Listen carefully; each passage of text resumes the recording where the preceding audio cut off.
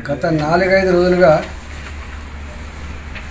తెలంగాణ వ్యాప్తంగా పెద్ద ఎత్తున వర్షాలు పడడం, మన చుట్టుపక్కల ఉన్నటువంటి మహారాష్ట్రలో కూడా కుండపోత వర్షం 30 సెంటీమీటర్లు 40 సెంటీమీటర్ల వర్షాలు పడి వాగులు వంకలు పొరడమే కాకుండా మొట్టమొదటిసారిగా జూలై మాసంలోనే గోదావరి నది మీద ఉన్నటువంటి ప్రాజెక్టులన్నీ కూడా పూర్తి స్థాయిలో నిండుకుండలా మారిపోయి పెద్ద ఎత్తున వరదలు ఇవాళ భయపెడతా ఉన్నాయి.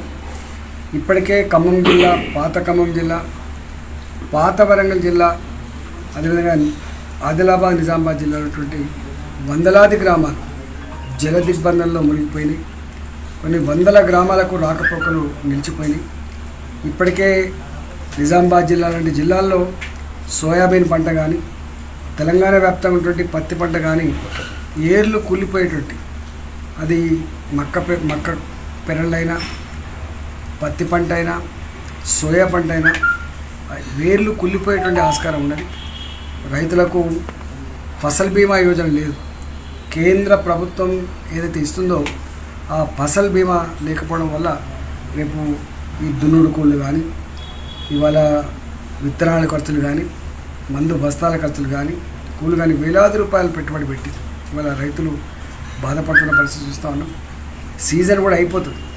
జూన్ మాసంలోనే ఈ సీజన్ ఈ పత్తికి కానీ లేదా సోయాబీన్ కానీ మక్క కానీ ఉండేటువంటి ఆస్కారం ఉంటుంది. ఒకవేళ ఈ పంట కనుక కుళ్ళిపోతే మళ్ళీ పంట వేయడానికి కూడా ఆస్కారం లేని పరిస్థితుల్లో ఈ పంట మునిగిపోయి రైతులు కన్నీళ్ళు పెడుతున్న దృష్టాన్ని చూస్తూ ఉన్నాం. ఇవాళ ప్రభుత్వం ఇండ్లు ఎక్కడెక్కడైతే కూలిపోయినాయో వెంటనే వాళ్ళకి డబుల్ బెడ్రూమ్ మంజూరు చేయాలని చెప్పి కోరుతా ఉన్నాం. ఎక్కడెక్కడైతే జల దిగ్బంధంలో చిక్కున్నటువంటి ప్రజానికానికి తక్షణమే వాళ్ళకు సహాయక చర్యలు చేపట్టాలని చెప్పి కోరుతా ఉన్నాం. మూడవది, పంట నష్టపోయిన రైతాంగానికి ఆదుకునే ప్రయత్నం తప్పకుండా చేసి రైతాంగానికి ఒక భరోసా ఇవ్వాలని చెప్పి కూడా కోరుతా ఉన్నాం.